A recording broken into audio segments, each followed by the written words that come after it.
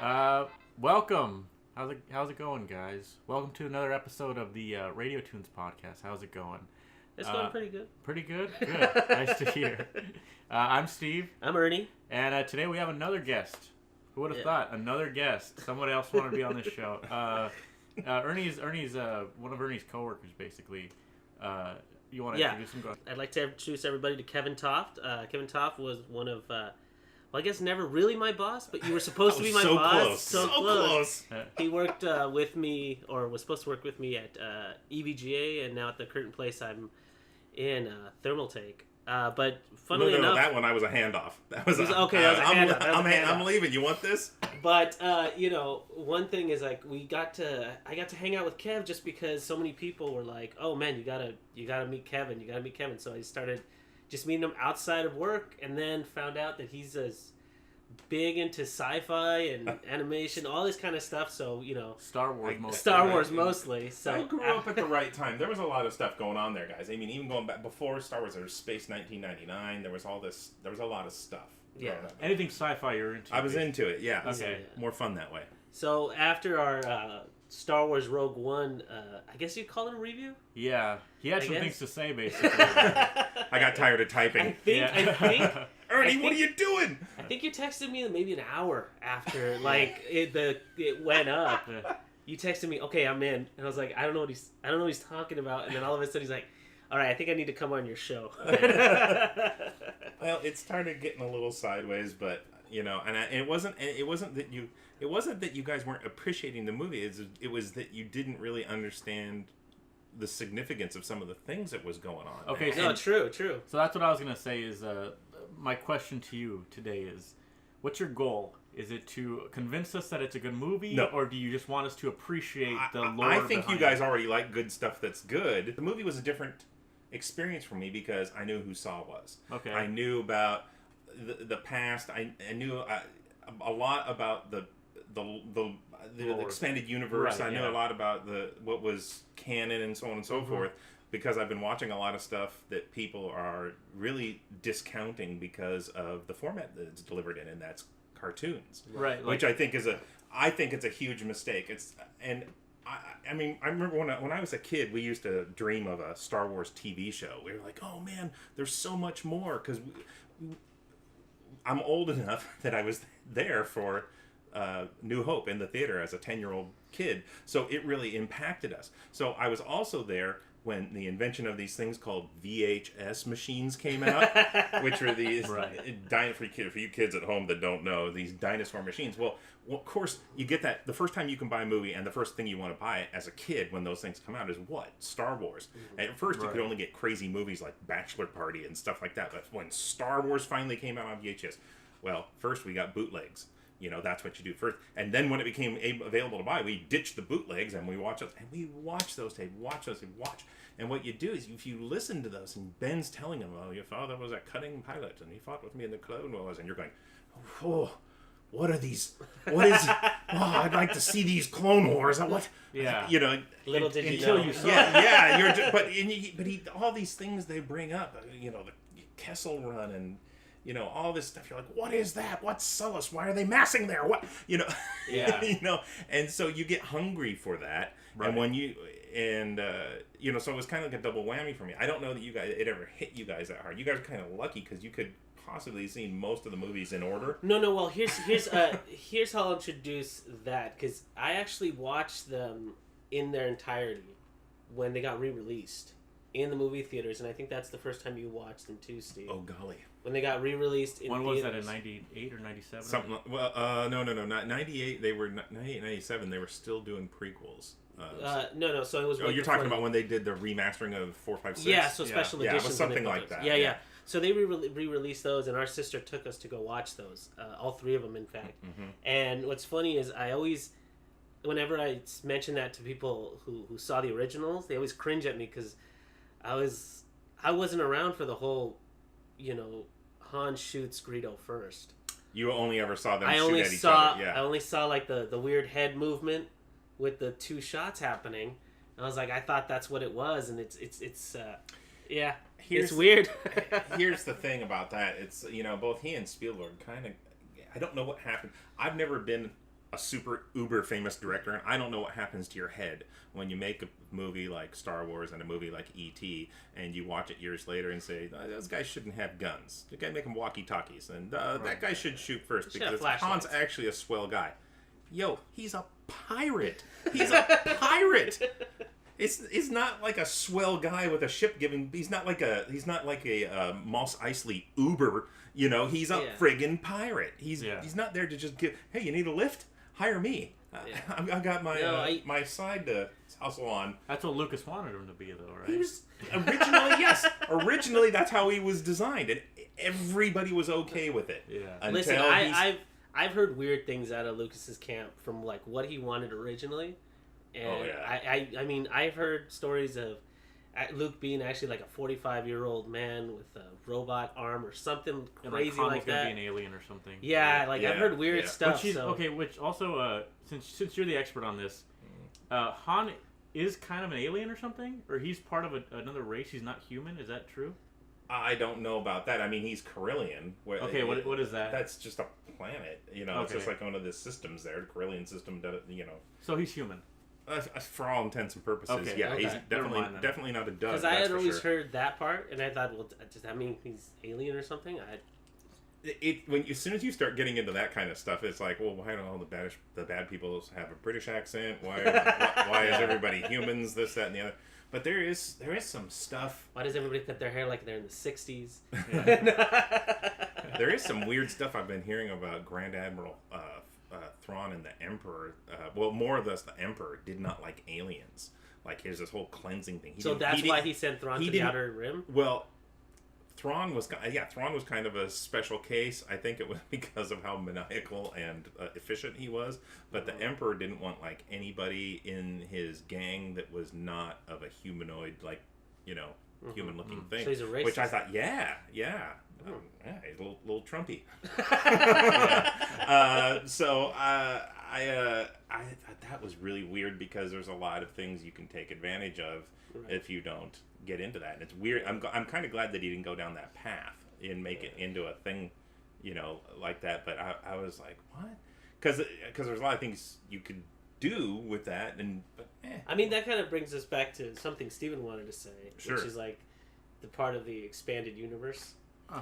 They killed that when Disney bought it. I mean, I have a friend of mine who is a brilliant prop maker. He made my Darth Vader costume. He made that lightsaber, the Darth Vader lightsaber over there. His name's Max Cervantes, and he has a movie correct Boba Fett. He's part of the R2 Builders Club. So he is my guide. He knows that. He used to tell me all the stories. He used to read all the expanded universe stuff and tell me those stories. I tried to stay away from the expanded universe early on because I didn't want anything tainting. You know, for me it was like, because the way Lucas set that up, he's like, oh yeah, you guys can go make up any story you want, but it's not canon, and I can take anything I want from your stories and add it to canon, and you can't do anything about it. And I'm like, well, I really don't want to get in the middle of that. Is that how it works? Yeah, that's how it worked. That's how it was told to me. Is that essentially, you know, whatever people wanted to write books and do expanded, you know, that's expanded universe. That's not going into saying, hey, Lucasfilm, hire me to write a novel. And then it's going to be within canon. Then he would have to fall into the fold. He'd have to work with the team. I heard there was actually a novel where there was like a score written for it. There was a score written for a certain novel or something because somebody had thought it was so good or something. So I don't know about that. The only thing I could think of that had that much, that might have had that much oomph, was when I was a kid, the Splinter of the Mind's Eye novel. When that came out, it was again. Oh my God! I wish you guys could have seen what it was like after New Hope came out. How everybody was absolutely starved. It was a Star Wars desert. There was nothing. So anything that came out, everybody went crazy for. So they run after, you know, around that time they came out with Splinter of the Mind's Eye. Everybody was like, ooh, you know. So that novel got a lot of traction. And as far as I'm not sure if that's expanded universe. I really didn't get into it. I really just wanted to focus on. That's Star Wars related? Yeah. Okay. Yeah, it's a. I'll look that up. I'll see what that is. It came out back then. Yeah, look it up to see what it says about that. I didn't, you know, I was too young to be picking up paperbacks at that time. You know, at that time I just wanted action figures and the toys, which was another drama. I was in the middle of all that. There was nothing for that Christmas. Right. What we got for lightsabers are, those, you can get them. You can still get them today. They have the same molds, and you've all seen this flashlight. They have it at Home Depot. It's an orange flashlight with a huge white switch on top. Okay. It's the same. This had this mold forever, right? So it's this, you've seen this, right? Yeah. And it takes what C batteries, D batteries, two C batteries. And what somebody had done is put red or blue film inside there, and the golf bag, the golf tube separators. Yeah. They had attached that on there, and Because they were selling. Yeah, they were selling those as lightsabers that Christmas. Oh wow. That's what we had.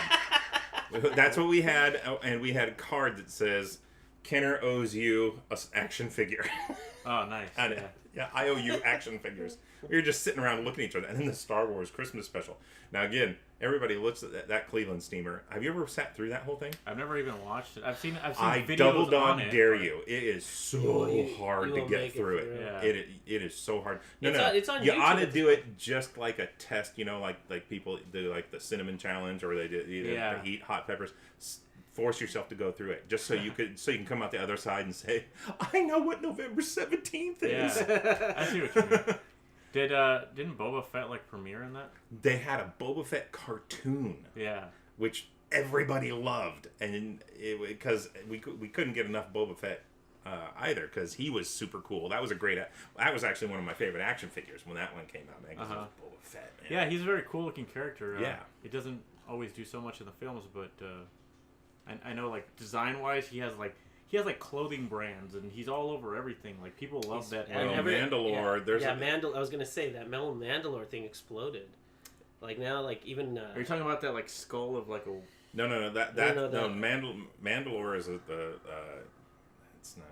There's a planet Mandalore in the Clone Wars, but to be the Mandalore, you don't have to be any specific race. You just have to. You get dubbed.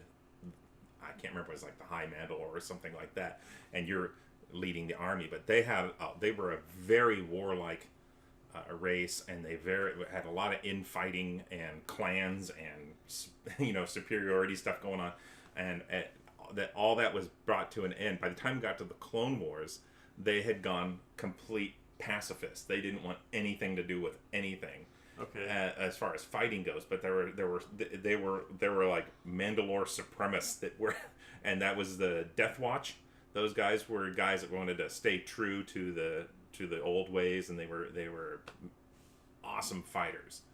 And again, we're heading back to it as to what everybody's missing by not watching the animation. We look at the prequels. I have to say, okay, everybody, there's a lot of prequel hate. There's a lot of people out defending the prequels. Prequels got some problems, but the prequels also have some beautiful work in it.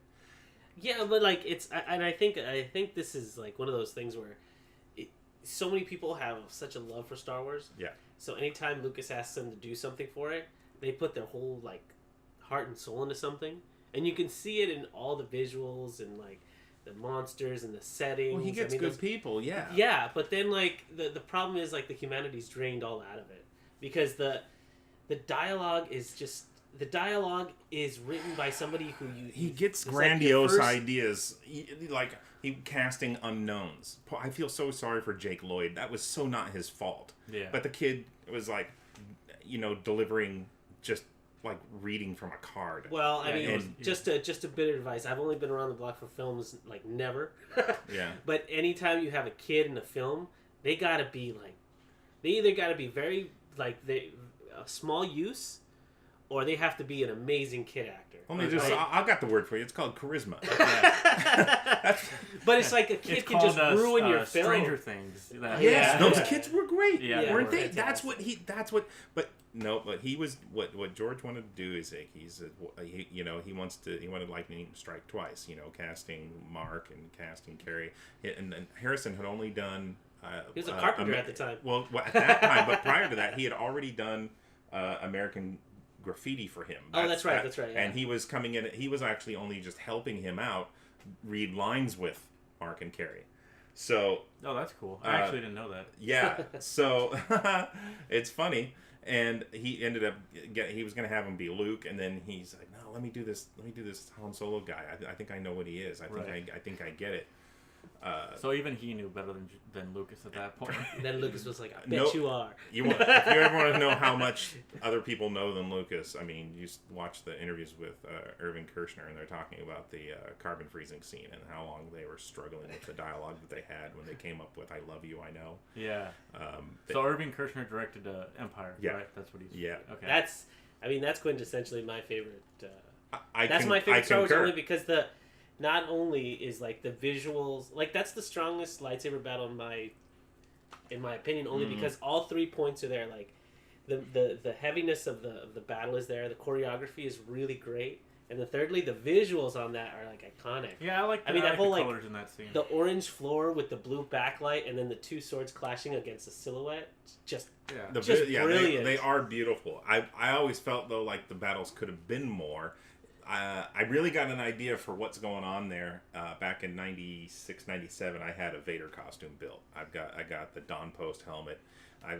My friend Max I told you about, everything in my costume was a pull from something. I had a New Hope chest, New Hope buckle. I was going to say, which Vader did you go with? Everything was pulled from molds. You know, my helmet was a stunt helmet from Empire pull, and it was everything was everything. And that, you know, even that over there is that's a actual Highland Flash. It's not the exact Darth Vader one, but it's model numbers off just a little bit. But Max was working for a company that was licensed to do replicas at the time, and that's how we had all the parts to put on it. What are we looking at here, by the way? The Darth Vader hilt. Okay. I think if you want to pick that up, Ernie, you can. I think it'll just come right off of there. So what it is, just both Luke's and Vader's, they were the old timey cameras with the flash like this, with the big, right? Remember those old style 50s reporters where they got those big cameras, and the flash thing on the side's got a big circle like a scoop here holding on, and they are like smile, right? That's what this is. That's what the prop guy did. And that's hilarious because it's almost like when the first ones were shot, it was more like, I always felt like it had a more like everything was dirty, everything was repurposed, everything was very like nitty gritty, and it doesn't really surprise me that kind of stuff took place. I mean, I remember seeing the behind the scenes because we already talked about this once. But remember that Mac set of games that we had for like were all LucasArts. They had a Making the Magic. We had this behind the scenes like interactive like CD basically, and had all this like trivia stuff on there. And they had scenes of like so the way that they made R2-D2 move sometimes because it just wouldn't work. Yeah, was like some guy would lay down and he would just move the legs. Yeah. Yep. Well, they just filmed like right off the top of his head, so it would look like he was moving and stuff. It was really cool. Isn't off camera great? It's really really great. Just framing, you know what I mean? I mean, like this is the stuff that I always hear about, like the originals, and I mean for these new ones. Yeah. I mean, like now, just kind of going back into the new ones. What is it that you really want to tell us about? Like so going back to the prequels, like I said, you can pick and choose what you want there. Phantom Edit is awesome if you've never seen that. I've never seen. I heard about that's where they just dump everything in Phantom Menace except the last lightsaber fight, and then. They go in and they add all the stuff that hit the cutting room floor on 2 and 3, which really builds the relationship of Anakin and Padme. Then all of a sudden, all of that makes sense. Everything relationship-wise. Is it one movie and it's all It's 3? Somebody that YouTubed. I don't think they got it done, but if you put in Phantom Edit, you'll see what I'm talking about. Okay. Almost everything everybody's doing online is better than what he was doing. I think what it is I think it's an Emperor Has No Clothes thing with him. I think he's there. I was saying earlier about what goes on with Spielberg and Lucas, that they just can go back and decide. They've got nobody around them that will stand up and say, hey man, chill out, cool, you're jets, the movie's fine. And Han can be a bad guy here. He can be a pirate and change his ways. Right. It can happen. It's okay. Calm down. Oh, really quick. It's called an arc. Say Han. I say Han, which is correct. It's what you gotta feel it in the moment. I don't know. Well, Billy D. Williams says Han. Right? Yeah. And then Luke says Han. So right. Well, there you go. So it just depends on how urban you're feeling. Yeah.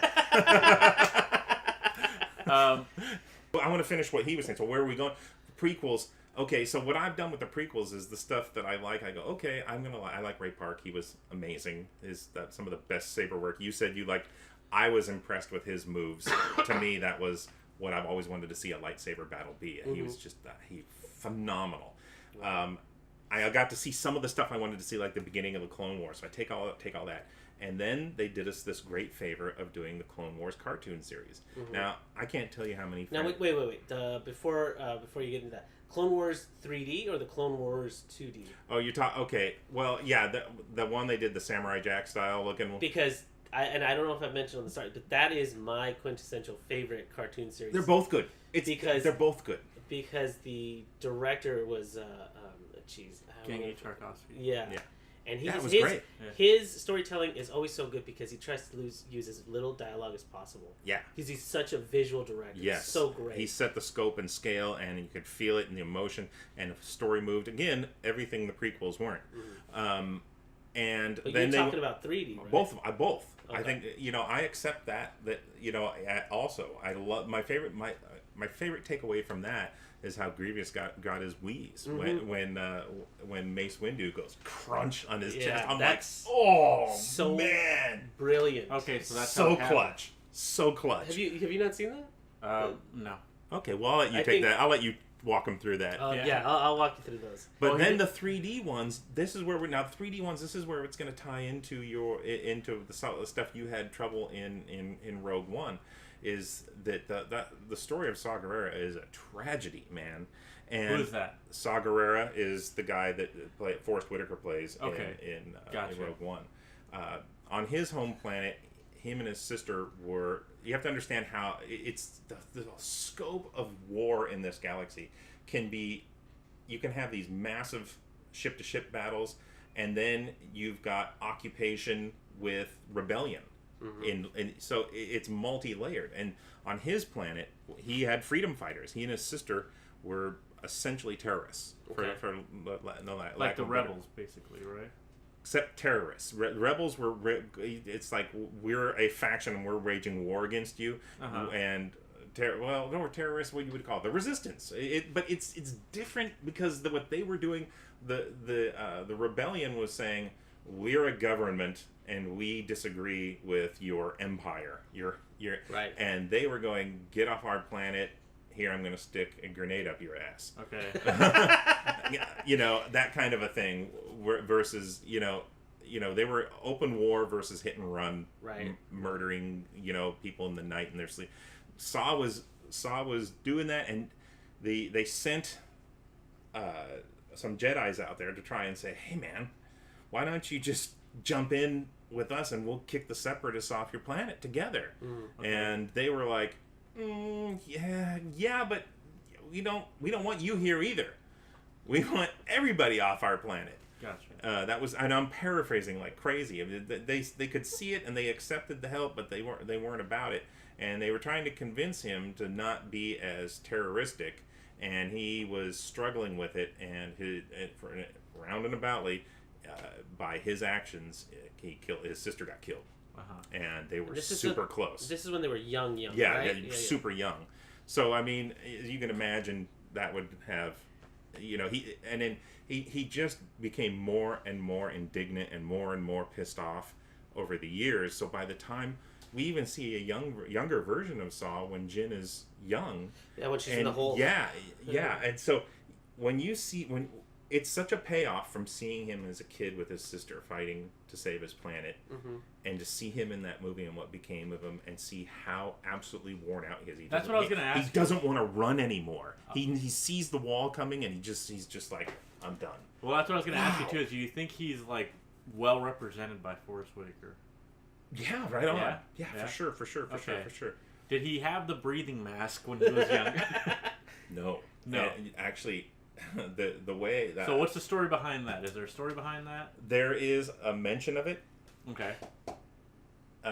You got a book there. Yeah. They talk about it roundaboutly. What it was is the way I understand it, you have to understand some stuff happened after the Clone Wars. The Geonosians, you remember at the end of episode 3, they hand the plans to Dooku with the little red hologram of the Death Star. Okay. Well, when the Empire formed, they went back and exterminated the bugs. They cleansed that planet. They didn't want any proof that or anybody. It's kind of like what they did with the Egyptians, and they would just seal up the workers inside. Yeah, and then just kill them all. Well, the Empire went back and just went and just wiped Geonosis. And wow. Saw also was upset about that, and I think he had a thing with them too, and he went and tried to get a bunch of Geonosins, and there was something about pesticide or something that he ingested. Okay. And okay. So in trying to save some of the inhabitants. Yeah, he got injured from some sort of so it's a respirator that that's one of his war injuries. He didn't have it when Jin was a kid either. It was something that happened after that. So you have to understand it. Saw, and that's the thing is Saw's been going out doing these hit and run things where there's collateral damage. I think that was the main thing that everybody's had with this. Is like, damage the bad guys. Don't stop this collateral damage thing. Well, that makes a lot of sense now because remember when we were talking about the Rogue One thing, remember when they're trying to get the Death Star plans, they shoot one of the terrorists or one of the guys coming in to do their thing because he's going to get, what's her name, killed. So he just shoots them. Like, there's like that whole movie's morals. Cassian Andor, he had to kill that one guy in the beginning. Yeah. And so that's why, like, the movie has this whole very gray morality thing. There's a whole dark side. There's a whole dark side to the rebellion. There's a lot of stuff, like they always talk. You see that thing in Return of the Jedi when they're talking about the next set of plans, how many Bothans had to die. You get a taste of what that might be, what they might have had to go through in Rogue One, and getting plans out that there were a lot of sacrifices possibly made. But that's the thing you get in Clone Wars. If you liked the 2D animated one, the 3D animated is all canon. It's all canon. And if they tried to keep everything represented, but the ratios are completely backwards and upside down to the prequel movies. In the prequel movies, they tried to have equal. They give Jar Jar a certain amount of time, stupid C-3PO jokes a certain amount of time. Yeah. The love scenes. Okay, and if you look at that pie chart, those are all clear wedges on the pie chart of what's in those three movies. When you go to the Clone Wars, those wedges on the pie chart become very difficult to see because they're tiny little. It's a very serious show. Yeah, because it's basically the Clone Wars animated. It's all in the title, Clones and Wars. It's just almost 100% clones and wars. Okay. Every week, and they treat it. They actually, the way they present it is in a very Saturday matinee, like the old Buck Rogers, the little shorts they used to play. Flash Gordon. Kind of stuff they used to do in between the movies. The way an episode begins, it starts with the theme music, but over the theme music, they have a narrator reading like an action script. He'll go, on the planet of Geonosis, Anakin and Kenobi have to go and save. He's reading this, and then you cut into the show, and boom, they're on a mission. That's better. Those are those what do they call them? Those old serials that that's what it is. Lucas was inspired by, right? Exactly. Yeah. And he actually got that, and they're telling story at a furious rate in this, and it's all about the Clone Wars. There's so much you learn about, and I'm sure you've heard it. The clones have an opinion. The clones have an identity. They're not just these mindless goons. And you get to see clones that start to. There's a thing.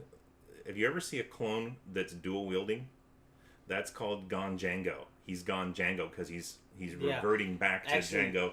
Oh, that's crazy. Yeah. I have seen one or two. This is all stuff you don't get in the prequels, by the way, right? You're saying that this is all in Clone Wars because the great thing about in Clone Wars, they have like one of the first in the 2D one, they have a first episode where you always hear, man, these are the best, these clones are the best, right? Because they're all from Jango Fett. Yet when we see them in the prequels and when we see them in the other ones, they're kind of just average soldiers or whatever. But when you see them in the 2D one, there's a whole episode about this little squadron of 6. Yes. And they just rip through a city. It's great. Okay. Yep. And in the 3D one that he's talking about, I remember seeing this episode that's really great because Yoda is leading a small squadron of clones, and they get pinned down somewhere, so they have to kind of spend a few days with each other, just kind of walking.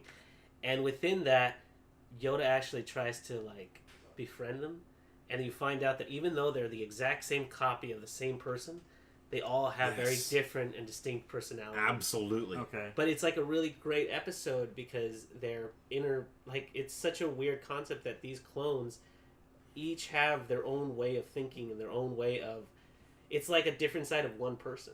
Mm-hmm. But it's a really great episode because the entirety of the episode, they're fighting and there's all this action, and yet there's these really good dialogue pieces that make you think, wow, this is a deep dive into canon. I can understand that. It's almost like when twins, how do you say, like they try to be different from each other just because they're always seen as the I don't same think they're thing. trying. This is, I mean, you got guys that are farmer that want to be farmers. There's guys that don't even want to fight. They want to go be farmers. Uh-huh. I mean, they are really different. And then there's stuff that happens in, like, you will not believe if you watch Clone Wars. There's stuff where you've got a Jedi that disagrees with what they're doing. So much so that he's leading his clones into battle and trying to get them killed because he's actually a separatist sympathizer and a Jedi. Uh-huh. I mean, there's some dark stuff that happens on this. I always talk about my favorite scene. All these years, I never had a favorite Jedi until Clone Wars, and it's Ahsoka Tano. Who is that? That was Anakin's Padawan. Okay. She is... Oh, Ahsoka, right. Yeah, she's the and best her story of the doesn't end best very well of the either. best. And the turning point for me is that she gets... Is she the red one? She's orange She has the thing with the white and blue stripes. Okay, yeah. she was like the character they advertised, basically. I always saw her everywhere. She's pretty dynamite, and if you watch Clone Wars, you'll know why. But like for me, at first she comes in very young, like they do, but then over time she grows, and as she grows, she really, for a lot of reasons, became my favorite Jedi. And this turning point scene was a scene where she was surrounded by a bunch of Death Watch Mandalorians. So it's a bunch of Jango Fetts have got her in a circle in a tent, and she's down on her knees. And they're about ready to. They're dressing her down, and they're about to kill her. Uh-huh. And R2 has her lightsaber. Okay. And R2 rolls in behind, and just like in Return of the Jedi, she calls for it, but she jumps up on a Disney cartoon. The womb grabs it, jumps up, and in one swoop, all the way around, all 6 helmets hit the ground. I'm like, whoa! It's on a Disney show. That's a Disney show. Dark. There's a couple times they get real dark in there where somebody, stuff like that. But they even show what balancing the force is, and that's a mind blower. Okay. And you get all these fun little things like getting to see Tarkin as a ship captain, as a Star Destroyer captain. Him and Anakin hit it off, bro out. Big time. They're like, hey man, I like your style. No, I like you. Hey, all right. Yeah. They're like... The first time he was CG, right? Yes, his first CG appearance. I get you. So, the characters in Rogue One, would you say they all have that kind of backstory to them? Because you... I see them as Bothans. I see them... I really do. I see them as, it was they're going to be talked about. They knew. I think when they left that planet, they all knew it was possibly a one-way trip. Uh-huh. I mean, just looking at that poster, I was like, this is all going to end. Like, there's not going to be more Rogue Ones. But, you know what I mean? No, of course not. No. It's a filler story, and it connects everything, I think, beautifully. And you guys were saying, how did AT-ATs get there? But those aren't AT-ATs, right? Those are. I like how that was one of the first things you told me. He's like, hey, by the way, those aren't AT-ATs. I was like, for all intents and purposes, Kevin, they are AT-ATs. So what are they? They're construction AT-ATs. You notice they have those large orange sections on them. They're open cargo transports. They use them for building that. Why do they have guns? Just because the Empire arms everything. There's probably guns on the lavatories, right? Because that's the equivalent of having guns on your forklift. They put guns on everything. That's the Imperial way. All right, I see. But it's and I really loved the whole battle on Scarif in that whole tropical setting was awesome. The U-wings were awesome. I thought those were great gunships. What's the name of the blind guy with the? I can never pronounce it. Chira Inoue. I can never pronounce it. It is Chira Inoue, but we know who it is, right? Like the actor is Donnie Yen. Yes, I just can't. I'll tell you right now, I'm horrible at pronouncing anything that isn't like Joe Blow or Smith or whatever. Yeah, but ever since the prequels, it's been like that. Like they've been coming. Like all the names that Lucas made up for the prequels and everything have been like ridiculously like Darth Icky. Yeah. Yeah, Chirrut Imui. Okay, that guy. I think I would have liked to call him like Reggie or something like that. Would have been a lot easier. Why don't they just call him Donnie Yen? I said that. Fine with that. I said it before, but I actually thought he was one of the more interesting ones, and I would like to if he was more fleshed out because because he's obviously force sensitive, but he's not a force user. Right, because they're the guardians of the wills. Okay. Which is kind of like as I understood it in the movie, like, and I think we mentioned is like they're supposed to guard these temples, but the temples have already been they're gone. But they're you know, it's you join up for life. You know, it's kind of like one of those things. You don't just walk away from it and go, well, now I'm going to go work for FedEx. Right. You know, so he's a monk, basically. Basically, they're guardians. Yeah, they guard the temples of the wills. That was actually the name of New Hope was going to be something Luke Skywalker and the something of the wills. Force of the wills. It was this huge long like it was almost like the preamble to the Constitution long. But I did like that they tried to bring that into this that was a thing, and you know that the going back through time and the Jedi temples and all the stuff they did with the crystals and it was. Because it was a nod to the past. It was a nod to the old Republic and the formation of the that's Jedi. what I felt like. That was supposed to be some sort of like, oh, this is a past life that's coming here. The only problem is, like, I agree with Steven. They really should have... I don't know if they should have reduced the cast and given them more time, but it felt like there needed to be more of them because the story between him and the guy with the Gatling gun, that was really interesting. The guy in red. Baze Malbus. Like, their friendship seemed very, very unlikely. Just from... Their approach to mainly situations. My main problem was with that character with the monk guy was just the way they killed him. I feel like they could have done so much more with him, and then at the end, his only like I guess defining factor is like he walks out onto the beach and like pulls this switch, and then right after his friend goes out, and I was like, so it wasn't a big deal that he went out there because I guess this guy ran out after him. Heat of the moment. I don't know what to tell you. I mean, it's like it needed to get it needed to get done. And there's a lot of triggers in movies like that. They set up these things where there has to be a sacrifice. You know, this is like we're getting into writer stuff now, not like but that's kind of what always bothers me, and it sucks because I'm not a writer, so I don't know if my opinion means a lot just because I'm not a writer. But I know, like, I've watched so many movies and I've been around filmmakers for a long time, and it's always like set up and pay off. But the one thing they always tell me, and this is something that me and him have mentioned a lot too, is like you overuse something, it loses its punch. You know what I mean? So as they start dying, you're like, okay, and another person dies, and another person dies, and another person dies. It starts to lose the punch. You know what I mean? Not to mention, at the end of it all, the whole planet gets like annihilated. Well, so a piece of it. They get it. Yeah, they get it. Okay, So the whole section they were on, everybody gets annihilated. You know what I mean? Was interested. I always thought that last shot was interesting. So they aimed it at the emitter. If you look at it, the emitter goes, falls over, and the laser goes off in the distance, poof, and then the wave is coming back from it. So I'm like, crack shot. Wow. I mean, you're like. Well, I mean, it was the first test shot, right?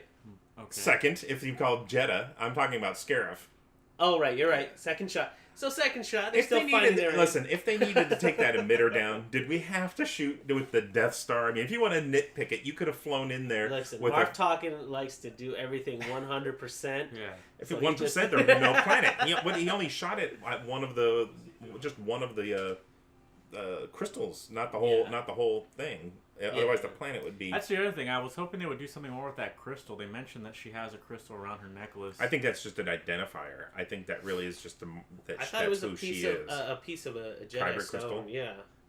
It probably is, but I think it was more plot-wise just to identify who she was, so that because it was a one-off. Right. They're not like laying around everywhere, and that was to show that was actually her from... Well, I mean, that was like one of the other things about that series is there was so much there that I think was, I mean, maybe it's one of those things like you were saying, like they mention these things, but we don't show those things to kind of build a mystery. They put a lot of stuff in there for us fans who know all that stuff. There's a lot of Easter eggs, a lot of fun stuff in there.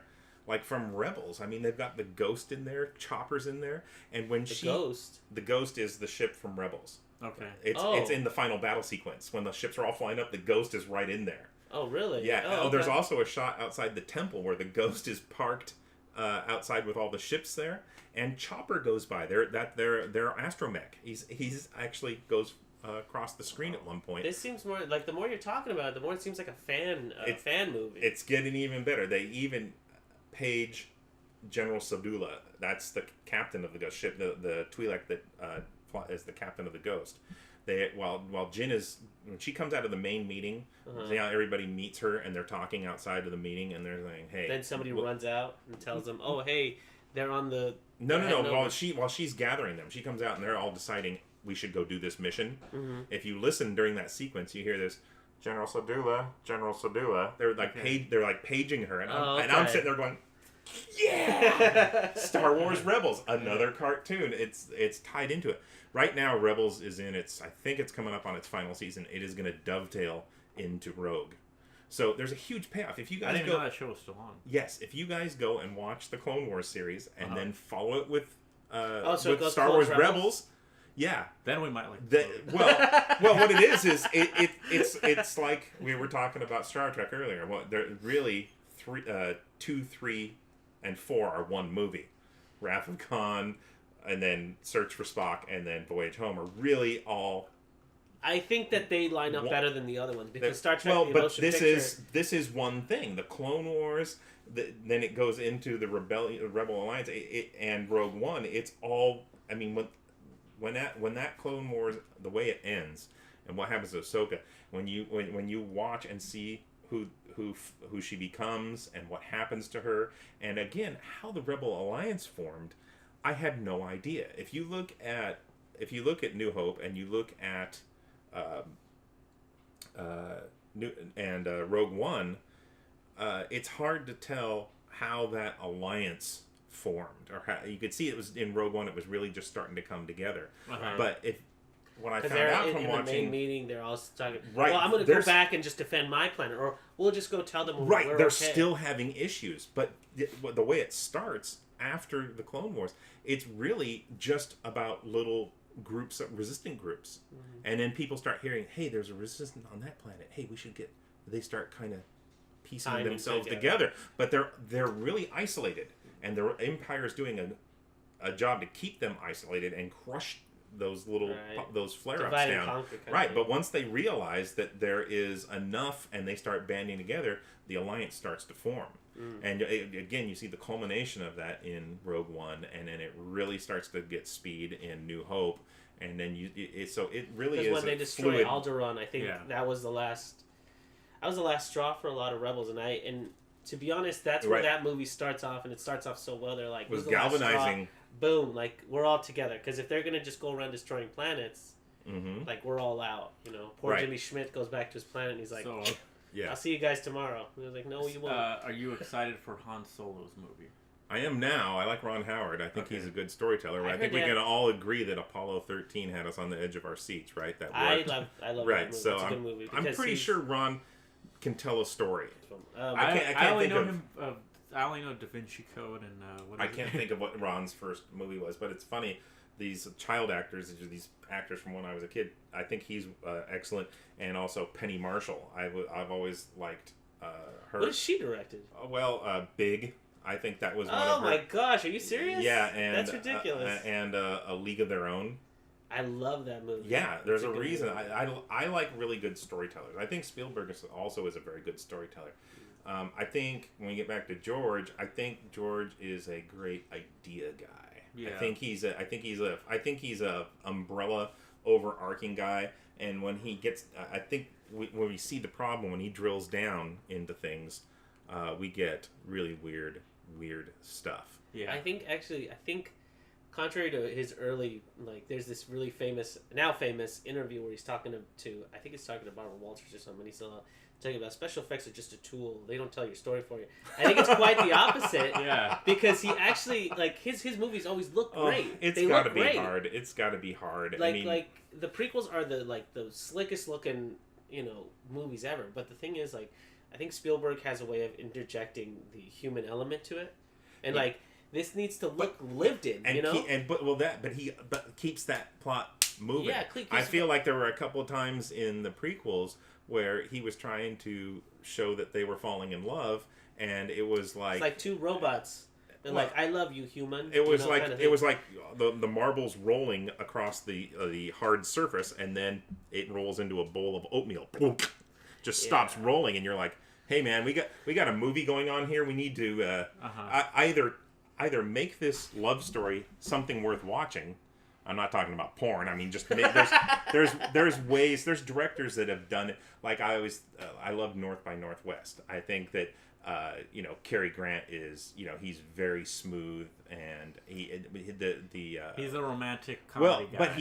But he keeps it moving. The parts where both like even it doesn't have to be even between a man and a woman, but like the relationships that grow in the original, like especially in Empire, where they're doing stuff like while they're struggling, right? That's when they're building their relationships, because those are the best parts. Like the part where Han like is gonna kiss Leia, and she's like resistant. They're like trying to do things, like they're fixing parts of the ship. Like there's some business going on, because that's how life is. You don't and the lines you don't do these things like the like when I was at G4, when I met the friends that I still communicate with today, and I still would love to work with them. It's because we were there for like all hours of the night trying to get something done, and that's when you build like relationships and you see what people are for real. Yeah, that's where they should have done the work, know. But in the prequels, it's like, here we go entering a room and we're gonna sit on this couch and talk about our feelings. It's like nobody wants to see that. So have you ever seen the stuff that got cut where he goes and meets her family? Oh my gosh, that sounds awful. Well, yeah. Actually, the awful part is everything that comes after that, the stuff that got on camera. Oddly enough, because the families can see that she likes him, and she's like, "Oh no, I'm not. He's my protector." And they're like, "Hey, And there's some the stuff that's bad is him passing the fruit to her, and your skin is smooth, sand gets everywhere. I'm like, and it gets everywhere. I don't even think Cary Grant could have done anything with that dialogue. Right? It's. And it gets everywhere. How do you feel about them not having things like this in newer Star Wars movies? Because I was saying in the other podcast, I said how Rogue One really has nothing as far as like a love story going on. I don't always need a love story. Then, sometimes you got to tell the story. But also in what is it, episode 7, the newest one? Yeah, they try to do it, but there's like this weird kind of like maybe Finn is gay, or like she doesn't like him at all, or you don't get the same chemistry you do between No, because I don't think they're quite there yet. If you look at New Hope, I mean, they did kind of have that one moment in the cave. Han and Luke are talking about Leia, like, "What do you think?" Oh, because they're having a bro moment. Yeah, they're having broing out in the cave. Hey man, we're gonna sit here for a while. What do you think of that chick, man? I would put that in real terms. It's kind of hot, would you? Yeah, I would. That kind of a thing, like that, and that doesn't really happen to this, because there isn't really any challenger for Finn. I think he's been pent up in the Imperial Navy, or sorry, the New Order. But he hasn't even seen a chick, so he's like, yeah, you got a boyfriend, and she is, I think she's got everything. Well, she's resistant because of where she's had to grow up. I don't think romance is something on. If you look at that, I see what you mean though. Like if Poe had come in and been like, "Oh, who's this?" Then there might have been something, but and what she, have we here? She's looking. That would have been kind of cool. Actually, when every day is surviving over portions and how many capacitors you cleaned, the last thing you're thinking about is getting some. Right, but what about Finn?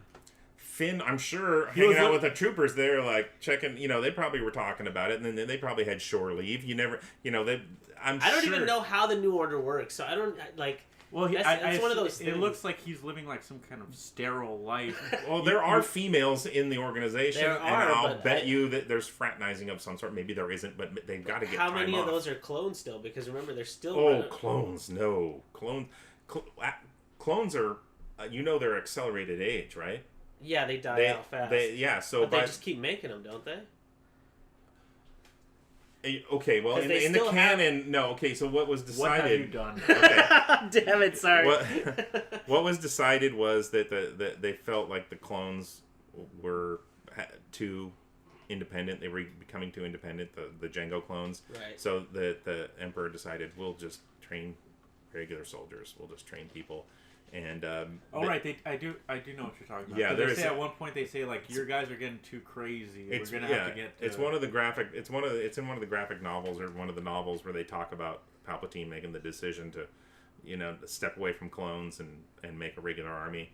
I know there was an uprising on Kamino where the Kaminoans kind of made their own army of Jango clones to protect themselves, but it got beat down. Mm. So yeah, okay. Stuff got sideways. So in the first movie, New Hope, it's like you're supposed to think that that Luke and Leia are supposed to get together, right? But they turn it on its side. We sure did as kids, I'll tell you that. Right? Yeah, because you thought, oh, this is how it's supposed to go, right? And then they turn it on its side, right? They turn it on its side on the second one when you find out they're related, blah blah blah. So I think they're going to try to do that because they've already shown that they're trying. Are you telling me they're going to say that Finn's related to Rey? No, I'm saying because that's gonna be awesome. I'm trying to say that they tried with Star Wars 7. They already tried to tell you that Rey is not the Jedi, Finn is the Jedi, because in all the promotional posters, Finn was holding the lightsaber, and then Finn was like in the trailer. That's a 2-card Monty. Yeah, and then they flipped it on you. It's like, oh, Rey's actually blah blah blah. Pick a card. Exactly. So I think that's what they're gonna do with the whole relationship, where she's like, no, get off of me. Like, I'm not blah blah blah. I will say that was one of my favorite parts of the newest, or of fucking, what is it called? Force Awakens. Sorry. TFA. Yeah, the Force Awakens. That was one of my favorite parts. Was the end of the movie where you see Finn fighting with the lightsaber, and he really doesn't know what he's doing. There's not really any music playing, and then as soon as Finn falls and Rey gets the lightsaber, the music starts, and it's like, oh, she's the Jedi. Yeah, okay. I really do like that. I just wish that there was a little bit more done, in other places. But I think they're setting up for the next movie because Finn and Rey are like, they're almost less like a pair, like a male and female, as much like they've both had this life of almost like a stolen childhood. Bulldog. He's been, they so have that in common. Okay, so I don't think they're actually going to end up together. I think they're going to tease us with that, right? Because like he was trying to help her, and she's like, I'm not a woman, like I'm not a helpless person to be helped. I'm going to take off. So I think there's going to be another person introduced in Empire. Like there's definitely going to be some jealousy with Mark Hamill and Rey because she's gonna look to him as a mentor. Okay. There's gonna be a little like, oh, you hanging out with that guy? What's going on with that? Blah blah blah. There's gonna be a lot of maybe. Sure. Well, if just like my projection, because this is kind of how, whenever this movie tells me to think one way, the next scene it's like, oh no, this way, because remember they're all like, Han's like, oh, you know what, you're pretty good with a gun, blah, blah. You should come with me and do a bunch of, some smuggling stuff with me, and then I was like, he's dead. While I was watching, I was like, he's dead. I've had a theory since the movie came out that somehow they had another kid and split it off. Very much. You want to talk about repeating themes. There's a trench run. There's a desert planet. There's all these repeating themes. Why stop now? It's kind of like poetry. They rhyme. Why stop now? Why not have her be related to Kylo? Even which would make sense because we never see who is leaving her on Jeddah. No, it could Jeddah. be Jakku. So much stuff. How did I know that? Well, one thing's for sure, and I know a lot of people have said this, is that basically the first movie has already borrowed enough, so they're hoping that this next... It's just going to borrow from Empire. Which is, I'm excited for, because that's my favorite movie. It's very possible, but a lot of people were hoping that this is just going to be new stuff, or I guess they're saying that they can't reference any more stuff because they've already done it in the first one. Like Star Wars 8 has to basically be. We'll see. I'm very excited. There's a lot of cool. I've dissected the trailer. There's some cool stuff in it. I had another thing. You guys were also had an issue with Vader being in the Bacta tank. Okay, yeah. So that was kind of. So Vader lives in a glass of milk, and I had never. You tried being burned over 97% of your body. But at this point, it's been years. Yeah. Well, oh wait, do you want to explain what that is, by the way? Bacta it's a healing solution. It's Okay. it's the same thing we see in Empire when they get Luke back to the Echo base, Right. and he's floating in that stuff. It's what they use in this galaxy for fixing you when you're jacked up. So my issue was I didn't understand why he was in that, or you saw the end of episode 3, right? Yeah. Ouch. I see. Okay. Right? So I didn't know if that was established anywhere else other than just in the. I have never been. I've never had a 3rd-degree burn, but from what I understand, your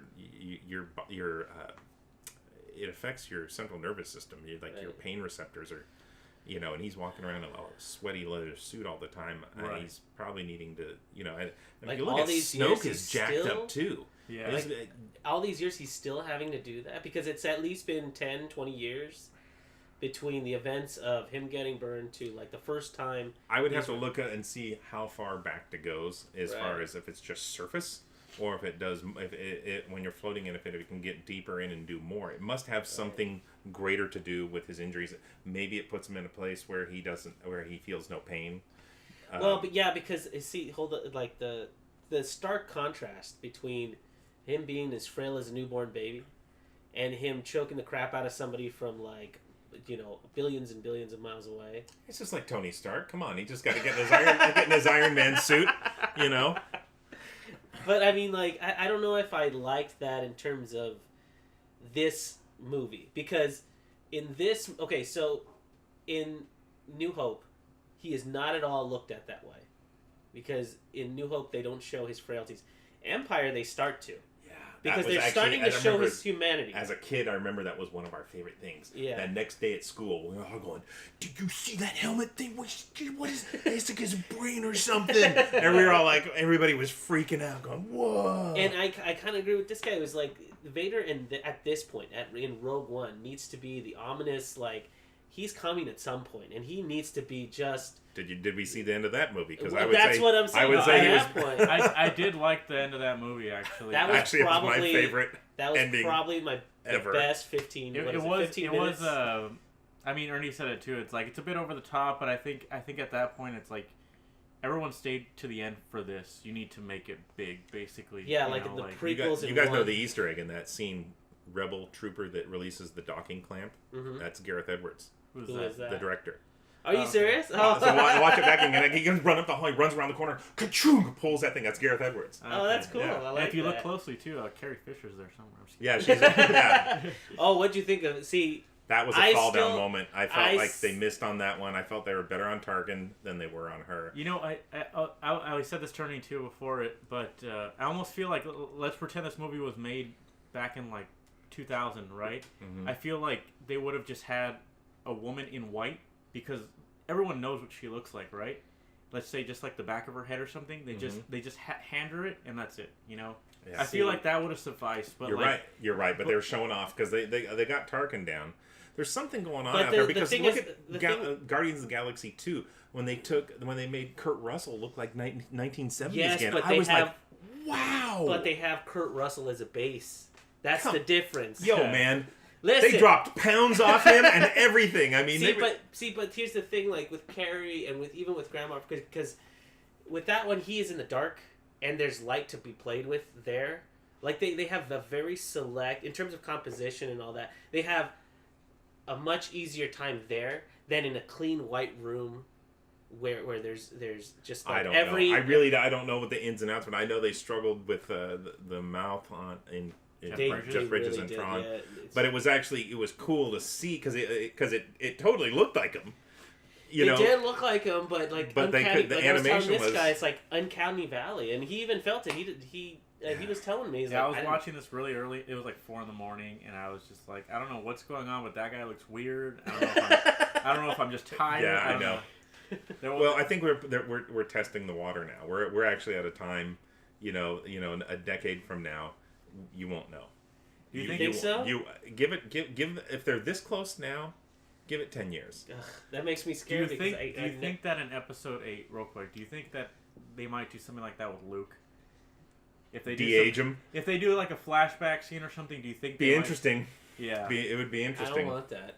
I don't want them to see because I feel like they're borrowing too much from the earlier ones anyway. Like if Well, if he's telling a story about something he did right after Jedi, and they got to show him go somewhere, like if he's recanting a story.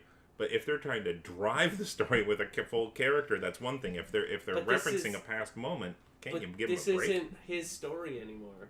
It's no, hers. But don't you think she's going to have some questions while she's training? Yeah, but I think that's one of those moments, like in the old movies, where he says like, "That's a story for another time," kind of thing, and then you just leave it alone and be like, "What is he talking about?" Like those, which they very just like when you were a kid. Yeah, that's what tells you, and then you're like, where is that?" And then that leads to something else. That leads to a forum. That leads to the other movies. You let the audience do the work for you. They may well do. But, I know. I'm the only thing I'm a little concerned about is I heard some rumors online that Mark Hamill was not thrilled with the direction that they went with it. Oh, really? But I don't know. I haven't really checked in to see how accurate what that is. What does he know?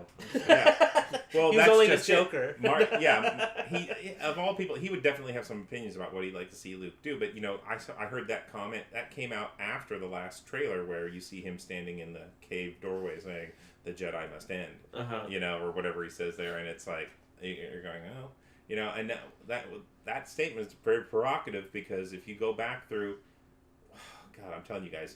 What happened in Clone Wars, what happened to Ahsoka, what happened to the Jedi Order, the stuff that they did, the stuff that they're compromised, he's not wrong. I have friends of mine that are very much on the outside, movies only, so they don't really know like how bad it got and where they crossed the line and everything like that, where the Jedis crossed the line.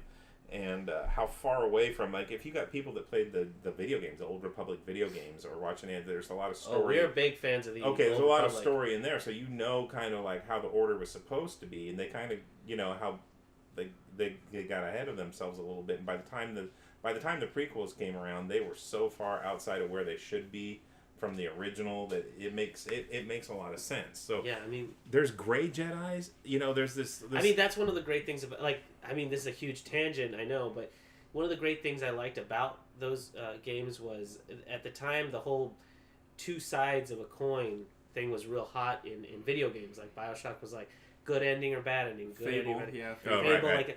So Old Republic took a great knock at that and was like, you can be whoever you want. Mm-hmm. At the end of the day, you're going to choose who you want to be, like the Emperor, or you want to be like. And what was great is there was one dude who was always neutral no matter what. It was that older Jedi that was just like, I'm on my planet and I do what I do and my moral compass is just for me kind of thing. I like that idea. I like the concept. And that's what Luke's become. Yeah, I like the concept that you can have. You got your uber evil, you got your super duper good, and you got a guy going, you know what? None of you. Screw both of you. None. Because there's a middle ground here that makes more sense. Right. And I think that's what Luke is becoming because even in that game, remember, like, I don't want to spoil the game for anybody, but in that game the big thing is... spoil it a little. When did it come out? Yeah.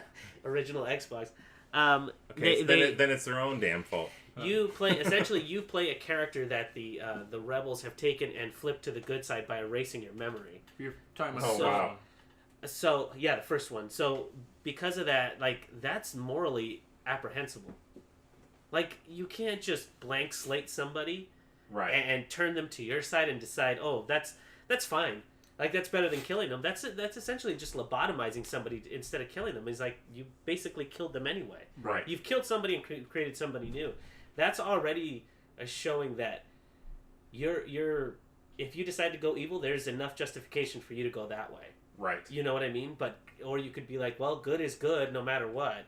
And it's more of an ends to a means. And you're just like, what morality is this? I can't remember who told me. It might have been Max. I mentioned earlier. One of my friends was telling me that Qui-Gon was heading to the, he was heading the way of. I used to love Qui-Gon when I was a little kid. Yeah, I think he's cool. I would love to have seen a story about Qui-Gon. I don't think we will, but he seemed like he was kind of on his. He was on his way out. He was marching to his own drum for sure, and definitely more interesting than some of the things. Like I love the aesthetic of the pod race, but I sure would have loved to. I would just love to have seen him recant a story about something that happened about how he got Obi-Wan or something. Another encounter with us. There's a million things we could have put in there other than the pod race to say, hey, if you're going to sit there and as soon as you said midichlorians make you... Right. Oh, Jesus. Which was another thing that everybody in the theater, I remember we walked down the street with a Chinese theater and we went down to the, there was an IHOP off next street down, and we're all sitting there going, midichlorians? But the movie was good, right? Yeah. Right? We were all like, you're all in shock. But as soon as you're do all that, wondering your moon's over my hand and trying to make sense of things. Yeah, we that was the stumbling block, and we're going. Well, I'm thinking as a plot device. As soon as you say, "Oh, he checks out here on my little thing that measures midichlorians," do we need to see the pod race and how good of a pilot he is? Do we need to see that he was able to use the Force and beat the Dug? No, we just had a little device tell you he's got the most midichlorians of all. So all that time we could have done something else in that movie, which do a pod race movie. That's fine. Yeah. I'm cool with it because it looked cool. I love racing. That's my thing. And fine. I'm totally go pod race somewhere else. Not in the middle of my Star Wars movie. I mean, to be honest, I feel like this new Obi-Wan movie is going to be like... Oh, and yeah, did we already, I don't remember. We didn't announce that, but yes, that is a rumor on the internet. And I'm down. Yeah, because I feel like the original... Is it going to be, what's his face? Ewan McGregor? He says that's what it says. He tweeted out, he's like, I'd be more than happy. I'd be thrilled to come back. We don't know exactly what they're going to do. We don't know how far... Or is this going to be like a tween Obi-Wan? Supposedly it is. It's supposed to be in between... It's supposed I meant like a tweenager. Like No. It's supposed to be Obi-Wan after the Clone Wars and before A New Hope. It's supposed to be... Okay, so his time on Tatooine. Yeah, well, his travels around the galaxy, because he doesn't just go straight to Tatooine. Well, his job is to stay there and watch Luke. Well, he did ever take a vacation or something? I don't know. We're about to find out. I wonder if he means old Ben Kenobi. I don't know. Obi-Wan's day off. How did he get the name Ben? How did that happen? That's an interesting story. We might see that. Yeah.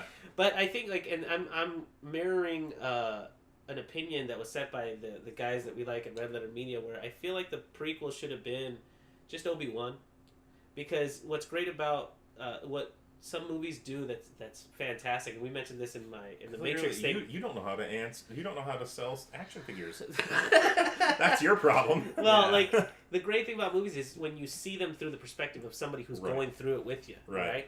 So instead of focusing the movie on just Anakin growing up and seeing it with him, you should have seen it from somebody else's perspective and seeing somebody go from like this sweet and innocent kid who gets thrown into this world of good and evil and blah blah blah, and you see him through Obi-Wan's eyes transform into this for lack of a better word, this monster who just murders younglings.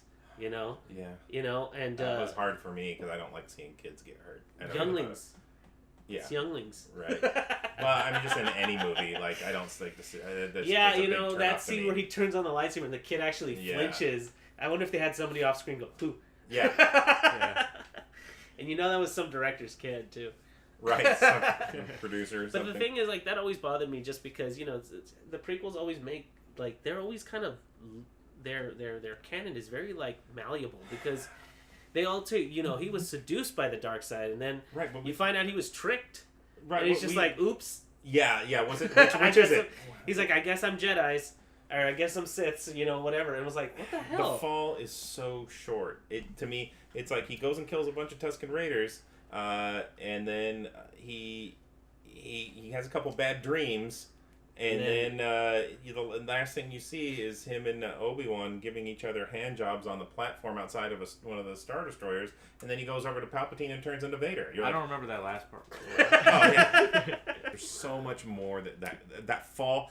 Right. So that was one of my problems after those movies. And then I got the Clone Wars. Once I got the Clone Wars, you get to watch that fall. Gradually. It goes, it's a long, long arc. And you can't do it in 3 movies. No, I fully believe you could do it in 3 movies. You could do it in 3 movies if you were an apt storyteller. Because, and maybe Steven will agree, it's just like you see Luke's transformation from innocent boy to almost Darth Vader. And they told that fine, too. Yeah, and they told that really great, especially with the whole plethora of characters. But at the end, the moment he's supposed to make his decision, he's like, this is the turning point. When he cut off his father's hand, and he's like, am I going to be my father? Right, or am I going to be my own person? That moment, yeah. And he turns off his lightsaber. That could have been mirrored so well in the prequels, where he's like, I've made this decision. He's like, I've seen the hypocrisy of the Jedi, and I'm doing what I do. Yeah, that whole thing where Sam Jackson bouncing the Force back into him, Yeah. and Anakin's going, should I? Yeah. You know, I'm like, is this really how it's gonna? And the other thing was I was on the other day a scene where Sam Jackson comes in with the 4 weakest Jedi ever to arrest Palpatine, and they turn their lightsabers on and are like, it's 4 against 1, and we're all Jedi Masters, and you're assistant. And he just goes, ugh, and corkscrews across the room, and each one goes, ugh. They just all kind of fall. I'm like, I'm not a Jedi. I could have done better. Yeah. Why didn't they send Yoda? And Mace Yoda was because Yoda was on Kashyyyk. Oh, yeah. Remember getting. You know, I always thought the strangest thing I thought that came out of that third movie was how did they just put him into the suit, and he was really young. I always thought he would be a lot older when he got put into the Darth Vader suit. I don't know if that's a weird thing to Oh, you mean when he gets? Well, it's a life support system. It really is what it comes down to. That suit isn't something that is something he got out of a catalog. It looks great. That was literally, I need limbs and I need something to keep me alive. Right. You know, and that's nothing. That fighting on those little pads over the lava. Yeah. I understand those are shields. He but had that the whole high thing, ground. that whole thing where they're like standing in front of you, they're going, and they're just floating on these little squares, and I'm just like going, oh my god. And also, like, from a director standpoint, why do they both have the same lightsaber? Like Blue, you mean? Yeah. Well, they're not the same. They're just blue. No. But compositionally, I think every lightsaber fight, there's been the background was orange. They wanted a lot of blue. No, I get that, but at this point, this is a self-answering question. Is you can look up on they just released in the Darth Vader comic book how you get a lightsaber kyber crystal to turn red. Mm-hmm. So you can Google that. I don't want to ruin it for somebody that hasn't and might still be reading that comic book. Because I do understand. Right. Yeah. And so there's a way that happens. One and two. When would he have had time to go do that? And he hadn't even started his Sith training. It requires in order to get it to go red. I mean, you have to do some. But he could have just stuck it in the lava, you know. Yeah, there you go. Yeah, there you go. Charged but up. What I mean is like the compositionally. I mean, in the first movie, this is a point for the prequels. Qui-Gon had had green, and then Obi-Wan had blue. You know, they could have just reversed it and have him use green, and Obi-Wan use blue. I mean, there's just to differentiate. Another thing you can Google is how Jedi selects his or her kyber crystal and what the colors mean. No, we There's do because they actually go over it in New Republic. Like that's one of the parts. Right. So the reason he's got a blue lightsaber is because of that process. Right. And why he didn't get a green. So I know, but at the same time, I'm just like you're right. They're both fighting with blue. I think what it's showing is that all that happened very quickly. Is in transition. Yeah, it'd be great if. If they'd reformatted the movie in such a way that if he had skipped a bunch of other stuff and went into more about him falling. I think some of my favorite series have been in cartoons. Samurai Jack's my absolute. I love that too. Favorite. Excellent story. I do remember watching that cartoon. I remember there was an episode that I liked where Anakin goes to like this planet of people. The whole episode has like no script basically. He's just trying to save this race of like elephant-looking people. Do you remember? That's that the cartoon version. Mm-hmm. Yeah, the 2D one. I do like that episode a lot. Yeah, and it's a lot of visuals. I'm just saying, there's so much story there. There's so much story in those. Lucas was involved up until the sale. That it was hard because I was watching Clone Wars. We were bipping along, and then the sale to Disney happened, and they cut production, and they cut it right in the middle. We were all going, what the... And what ended up happening after the sale, they came back and finished it and put the final episodes on Netflix. Mm-hmm. And the story took a hard left because they had X amount of time to close that out.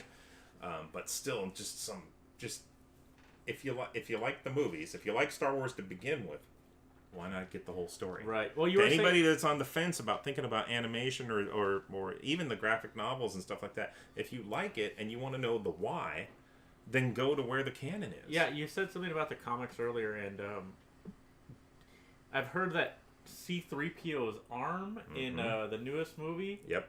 is a reference to a comic book or something. Yep. If you want to explain. Well, after the movie, it's Marvel that's doing the Star Wars comics. Yeah. Yeah. They decided they wanted to tell that story in a comic book, and I bought it. It's here somewhere. But yeah, it was really cool. It was, the story about him. They were on a mission. I guess Admiral Akbar had been kidnapped, and the ship that they were on with the rebels, they had a captured Imperial droid that had the information of where they were hiding Akbar, and that ship ends up, for some reason or other, getting shot down and crashing on this planet. All the humans are dead, just the robots are left, and this planet has acid rain, and at the very end, when they're just about they gotta turn the beacon on or something like that to get rescued, the one droid that was the C-3PO becomes friends with the Imperial droid, and at the end, when it's their chance to get rescued, he sacrifices himself to save the other droids and goes out in the acid rain, and C-3PO decides to pick up the arm and wear that red arm in remembrance of this droid. For a couple of scenes, and then he forgets at the end because he has a regular arm. Well, I think he's gonna. He said in the comic book that it's not. Well, actually, he loses it on that. The reason that he has a space for it is that he gets damaged on this planet, and he's missing that arm. There's an arm just like mine. I'll take that with me and have them put it on, kind of a thing. The fact that it's an Imperial droid as opposed to. Well, I mean, the protocol droids are very. They all look the same, right? They all have a lot of similarities. You've seen those droids that have a slightly different head, but the same kind of arms. The and legs. silver ones. Right? Yeah. So, but I think that's always also symbolic because I when I originally saw it without that story, I almost felt like there's that movie at that point, the Rebel Alliance has changed a lot. Their morality's gone backwards and forwards. And so there's scars of all that surrounding the place. Mm-hmm. Like, not only just the humans and everything, but you can see that even R2-D2 and C-3PO have had... Like, war has been terrible to them. Like, R2-D2 just shut down. I mean, that I saw was real powerful. I still want to understand more about that. When Luke went away, he went into low power mode. That's exactly. Thing, right? I mean, what does that mean? Because I don't know it's yet. It's not like he's never been without Luke. He's been around him for a long time. And he also had that other part of the map. So I'm wondering if it was something that Luke put into play when I don't know, but it seems like out. R2 has his own personality. Definitely. I'm sure we'll find out in a comic book. Luke had the R2 charger, basically. Yeah. R2 had to go in a little power. He's got the charger. I wouldn't die. There you go. But I just felt it was like that arm just symbolized the fact that if you're part of the Rebel Alliance, you're being changed whether you like it or not. And I almost felt like it was symbolic of a droid that's being changed, even though he's a droid. Like, that's why the best part of Rogue One was that robot right there. Like, that robot. Yeah, K2SO like, was K2SO awesome. was I really absolutely liked my favorite part of that movie. He was the most inanimate object, too. I was actually very sad when he died. When he died, I was... Especially, too, because there was a... How do I say? He died very honorably, like, saving... what are the guy and the girl? I don't remember that. Jane Cassian. Oh, my gosh. And that was really cool to see, as opposed to, like, the blind monk who just goes out in the sand and presses a switch, and I was just like, they could have just thrown a rock at that switch. And, or he could have been like, the two force lives. is with me. Yeah, I don't know. Again, we're going back to plot devices. And, definitely. But again, it's like, for why it makes a very powerful statement to me that the droid, the thing that is inanimate, he's completely CG, and he is the most inhuman of all the humans, but yet he's the one with the biggest heart. Yeah. Right. And he's the one who has the knowledge that this is like a one-way... I'm totally in on this. He knows they're going to fail, but he knows that he has to risk himself to do this. Right. You know what I mean? It's just such a powerful thing when he's the most memorable thing out of that movie. I think it also worked, too, because he's a robot. I like I don't know, sometimes I have a problem with, like, sarcastic characters or overly sarcastic characters. But I think the fact that he was a robot, like, really helped him for some reason. I don't know why, but... Yeah. Like, especially when he goes, like, she got a gun. Yeah. Yeah, I mean... he's my favorite droid now. I mean, I thought he was... And, of course, Alan is great at everything that he's in, right? Mm-hmm. Firefly, everybody. He also played in iRobot. He was Sonny, Oh, no way. Yeah. Oh, Yeah. he has a knack for playing those characters. Yeah, well, he's just good. That's what it comes down to. I did have one more question for you. Okay, let's do that.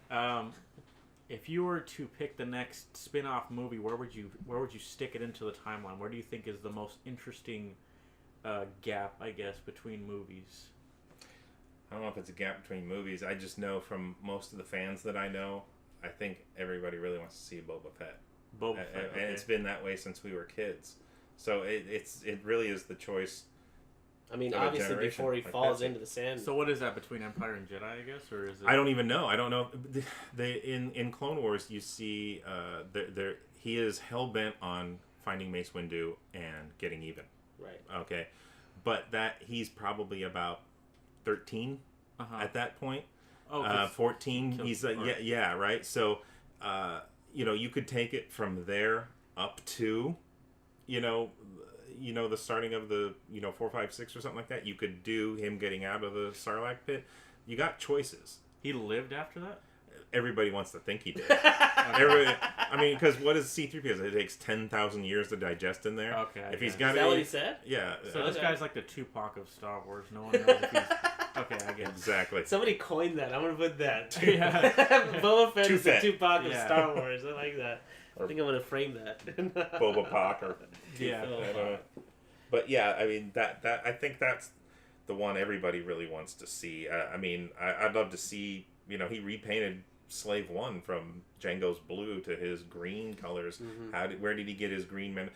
There's a cut episode of I didn't know that. Of Clone Wars where Boba Fett gets into a duel with another bounty hunter, and we get to see how he gets that dent on his helmet. Really? Yeah.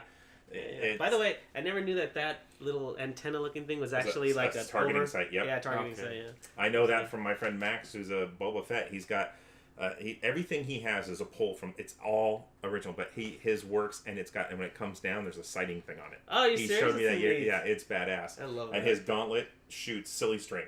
So when he presses the button, it's instead of fire, silly string goes out. So he took a Spider-Man web shooter. Yeah.